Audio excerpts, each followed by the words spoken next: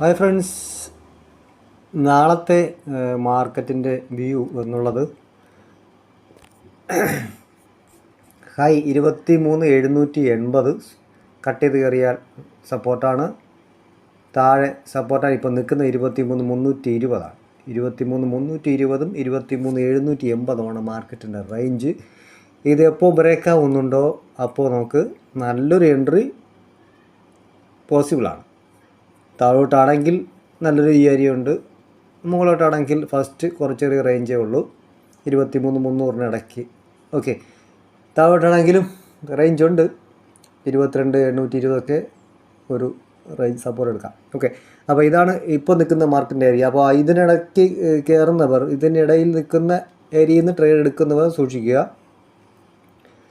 തീറ്റ ഉണ്ടാവും, market swing ഉണ്ടാവും, side vice ആയിരിക്കും.